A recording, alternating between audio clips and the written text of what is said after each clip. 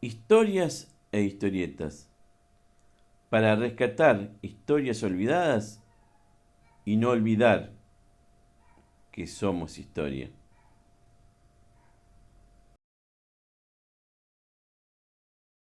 ¿Quiénes son los que vienen por primera vez al cementerio? La mitad fácil, ¿eh? Bien, bueno, bienvenidos. Bienvenidos a los que vienen por primera vez y bienvenidos a todos en general, ¿sí?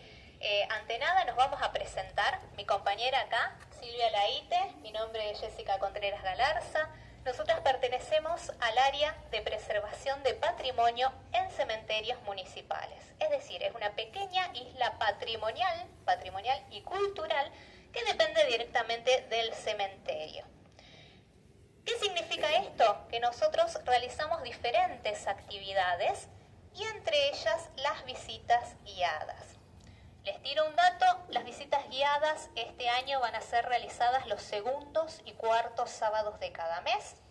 Segundo sábado 10 de la mañana, cuarto sábado 16 horas y no necesita inscripción. Así que ustedes se acuerdan, segundo sábado, cuarto sábado, sí, vienen directamente. Suspenden por lluvia. Exacto, si ven que llueve, estamos al aire libre, no queda otra que suspender. Y otra cuestión que aprovecho a mencionar ahora, sobre todo para los nuevos, se puede tomar fotografías libremente, ¿sí? Estamos en un cementerio que es público, pero no podemos tomar fotografías dentro de los panteones, ¿sí? Porque cada uno de estos panteones son de carácter privado. Entonces estamos acá siempre entre lo público y lo privado, así que es algo importante a tener en cuenta. Bueno, hoy vamos a hacer una visita especial que va a tocar un poquito el tema de los inmigrantes, así que le voy a dar el tiempo a Silvia. No, le decíamos que quería aclararles que nosotros nos adherimos al Open House, que va más alto. ¿Se escucha?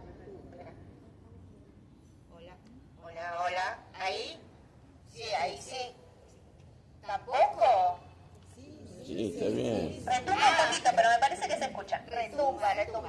No, ya que estamos, le comento de la Open House, que es el 10 y 11 de mayo. Entonces, en ese día, algunas sepulturas están abiertas para poder visitarlas.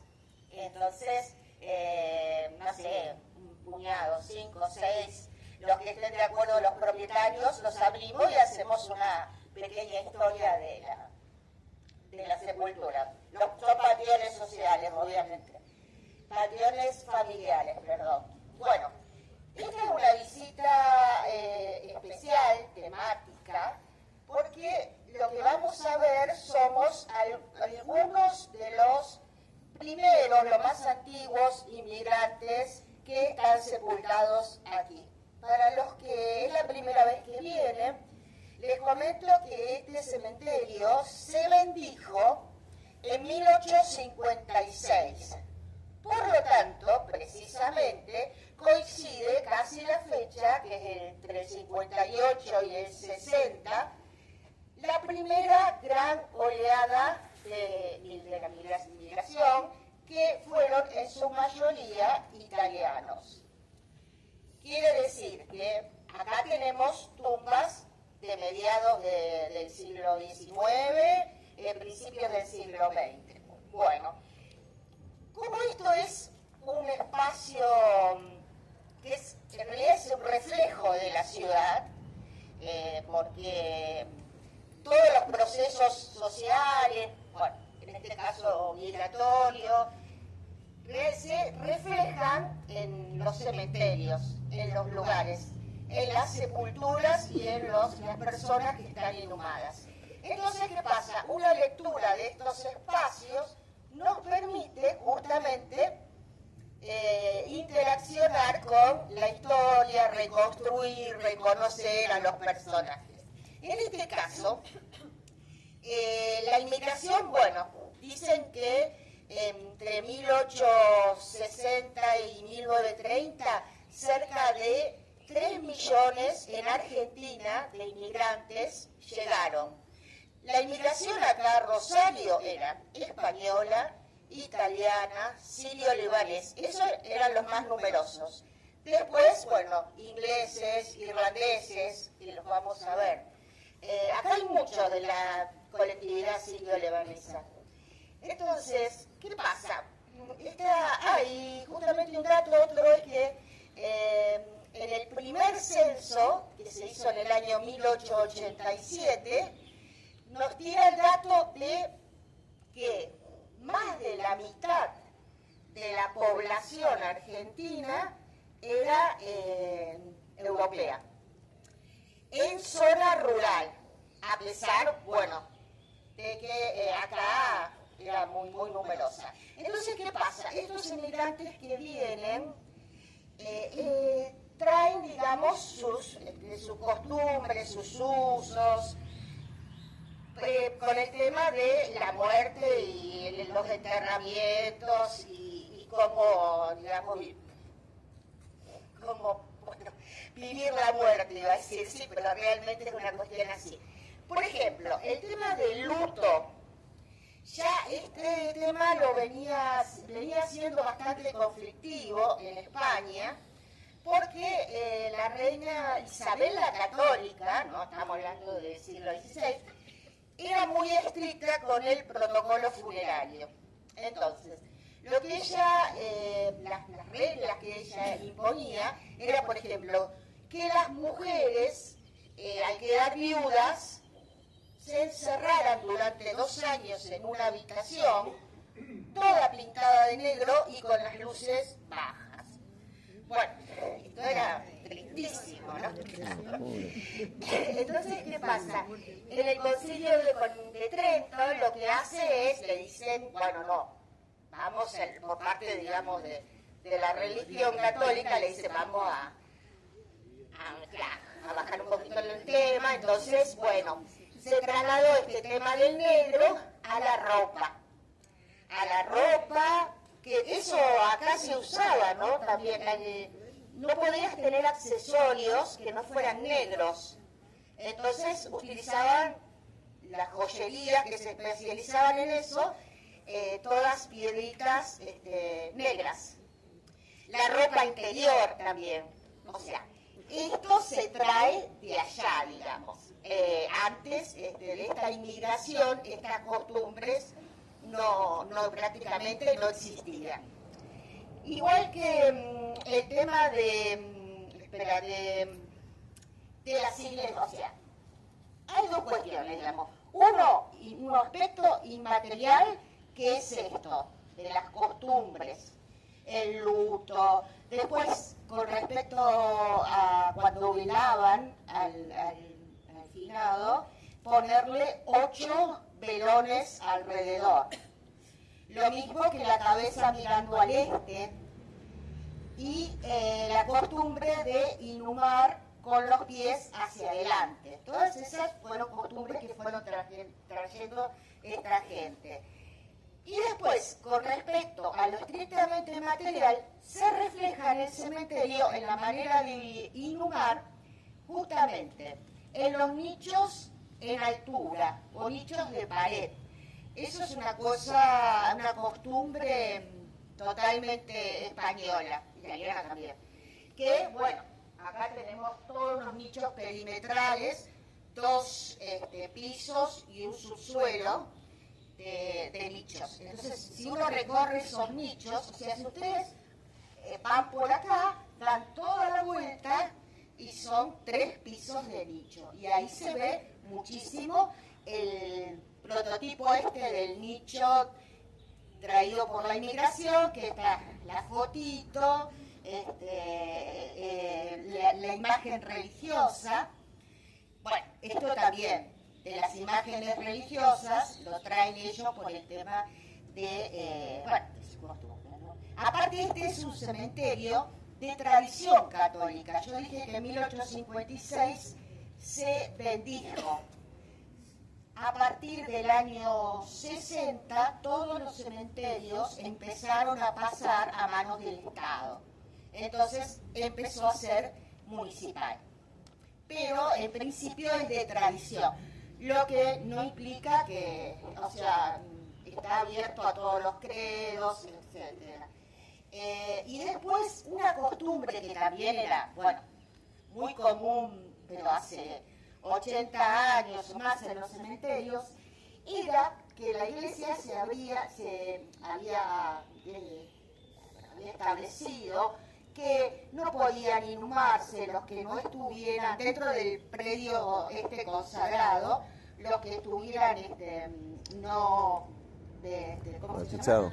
Bautizados, las prostitutas, los proxenetas.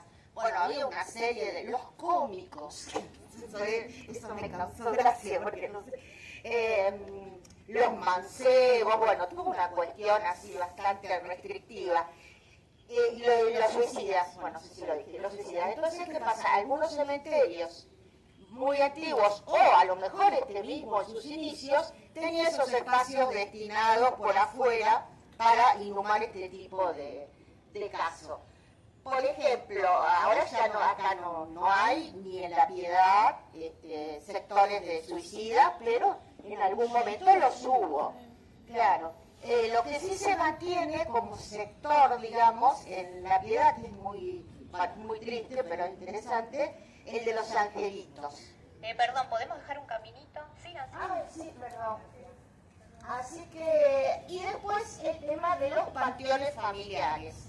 También, es esa construcción típica española, y el tema de la capilla y del atrio.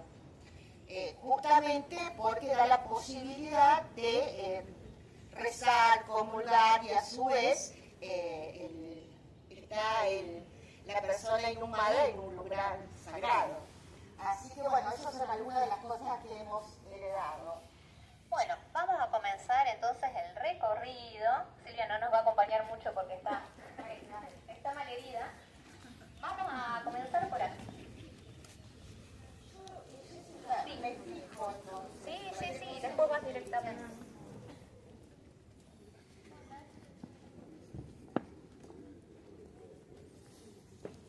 Bueno. Son un montón, así que vamos a hacer una cosa. Los que están adelante se van corriendo más hacia su izquierda. Hoy no hay sol, pero si quieren pueden aprovechar acá los rinconcitos entre los panteones. Un poquito más, allá entre panteones. Vamos, que hay un montón de lugar. Miren hasta dónde llegan los últimos. Si alguien ya se cansó, se puede sentar en la escalerita ahí del Panteón de Carreras. Bueno, fíjense, yo no sé si ustedes habrán visitado el cementerio de Recoleta. ¿Sí? Bueno. Vieron que el cementerio de Recoleta es muy parecido a este cementerio, pero la diferencia que tiene es que no tiene la posibilidad de meterse así entre los panteones como en este caso. Por eso yo digo, aprovechemos que El Salvador sí tiene los panteones separados, no los tiene uno pegadito al lado del otro, y aprovechen a entrar un poquito ahí en los laterales de esos panteones. Bueno, por allá atrás, ¿me escuchan? ¿Sí? Bueno, perfecto. Vamos a comenzar con la historia de un croata. Fíjense cómo se llama este panteón. Camilo Aldao. Ustedes dirán, un croata, Camilo Aldao, ¿qué tiene que ver? Bueno, generalmente cuando nos frenamos en este panteón, contamos la historia de Camilo Aldao. ¿Quién fue Camilo Aldao? Un importante terrateniente, fundador de numerosos pueblos agrícolas de la provincia de Santa Fe. A veces también hablamos acá acerca de su hija, ¿sí? Elvira Aldao de Díaz, escritora. Pero hoy vamos a hablar de Matías Nikolorić. Ahí sí les suena el apellido croata. Matías Nikolorić, acá la banderita, la semi-banderita croata pusimos. Matías Nikolorić fue el suegro de Camilo Aldao y por lo tanto el abuelo materno de Elvira Aldao de Díaz.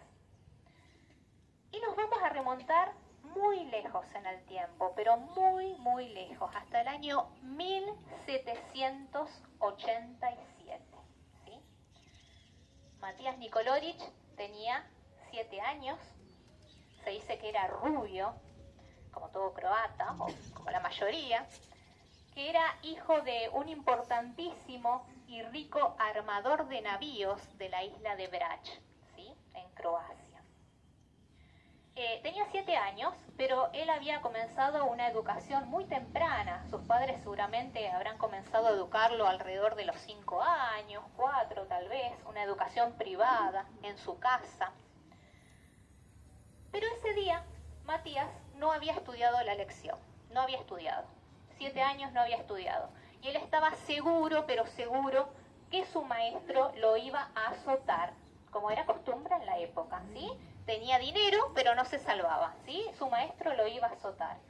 Y entonces, ante el temor de que su maestro lo azote, no se le ocurrió mejor idea que esconderse en un bergantín, ¿sí? En un navío, en una embarcación, en el puerto de Trieste. ¿Qué pasa? Él conocía el puerto, su padre trabajaba allí, tenía navíos, era un lugar conocido para él. Entonces rápido al azar habrá elegido una embarcación, se subió y se escondió. ¿Qué pasa? Imagínenselo, rubiecito todo chiquitito ahí escondido. El movimiento del barco contra el muelle hizo que Matías rápidamente se quedara dormido. Y cuando se despertó ya habían pasado 3 horas y el barco había zarpado en dirección a la India, ¿sí? Era un barco comerciante, ¿sí?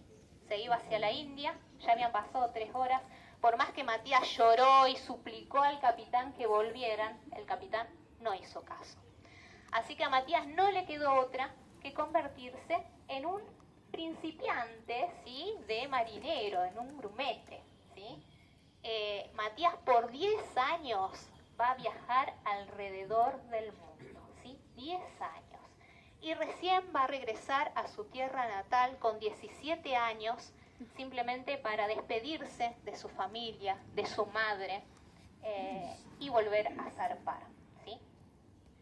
Se dice que con el tiempo el capitán le hereda esa embarcación, seguramente lo habrá adoptado, y él, siguiendo las historias de muchos otros inmigrantes, decide probar suerte en el Río de la Plata. Él va a ir primero hacia el Río de la Plata y luego va a llegar acá a la Villa del Rosario. Estamos hablando del año 1812-1813. Y digo esta fecha porque quiero que se ubiquen en el tiempo. Piensen que ustedes en el año 1812, Manuel Belgrano está creando la bandera a orillas del río Paraná. Así que como para que piensen cómo habrá sido la Villa del Rosario, ¿sí? Era un pueblito ahí con apenas unas casitas. Bueno, Matías rápidamente comienza a tener cierto prestigio, sobre todo en las defensas de la Villa del Rosario contra los ataques de Buenos Aires. Él va a ser juez de paz, él va a ser comisario, ¿sí? Va a tener un cierto nivel, un cierto prestigio. Matías se va a casar 3 veces. Y les voy a contar, les voy a dejar para el final la historia de las esposas. ¿Dónde vivió Matías? Bueno, ¿ustedes ubican el Museo de Firma y Odilo Esteves? Bueno, al lado. Matías vivía al lado y él fue el primero en tener una casa de altura, es decir, con un piso arriba. Y se dice que los vecinos lo criticaban porque decía, ¿cómo va a construir arriba habiendo tanto terreno para el este, tanto terreno para atrás? Para el oeste no, porque ahí estaba la casa de se me fue el nombre, de Ibarlucea. Ahí está. Bien, les dije, Matías se casó 3 veces. Su primera esposa murió fulminada por un rayo. Sí, fulminada por un rayo. Según cuenta la historia, una centella cae en el frente de la casa, se extiende por el living, llega hasta su esposa y estalla, ¿sí? Y ella muere fulminada por el rayo. Con ella va a tener 5 hijos, ¿sí? Y por esa línea, uno de sus descendientes va a ser Inés, quien se va a casar con Camilo Aldao. Bien, su segunda esposa, en realidad no duró demasiado su segunda esposa. Su segunda esposa era la hermana de su primera esposa. No tuvo hijos con ella. Pero se dice que ella vivía agobiada por la culpa por haberse casado con el marido de su hermana fallecida.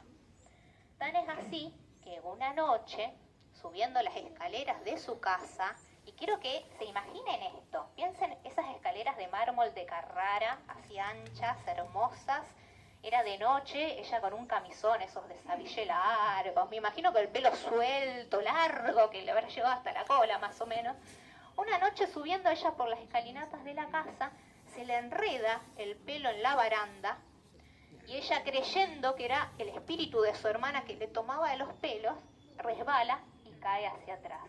Y cae muerta por el golpe y por el susto. Con ella no tuvo descendencia.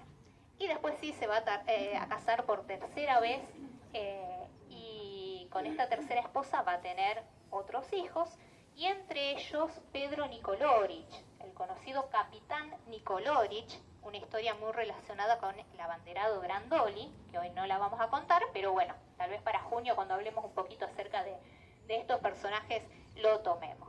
Así que bueno, esa es la historia de Matías Nikolorich. Si bien no hay un panteón Nikolorich, realmente, como decía Silvia al comienzo, a veces nosotros relacionamos Rosario con los españoles y los italianos. De hecho, nuestros apellidos en su gran mayoría son españoles o italianos.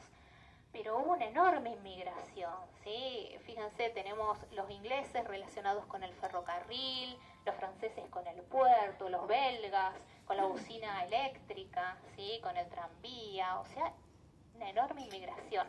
Y inclusive también, fíjense, ahora vamos a hablar un poquito acerca de la zona sur de Rosario, pero todos aquellos inmigrantes que venían de Europa del Este, de países muy, muy fríos, van a ir a trabajar a los frigoríficos, ¿sí? Por eso en la zona de Saladillo tenemos las colectividades rusa, ucraniana, polaca, ¿sí? Entonces, Rosario realmente es una mezcla muy, muy interesante de inmigrantes. Bueno, vamos a seguir.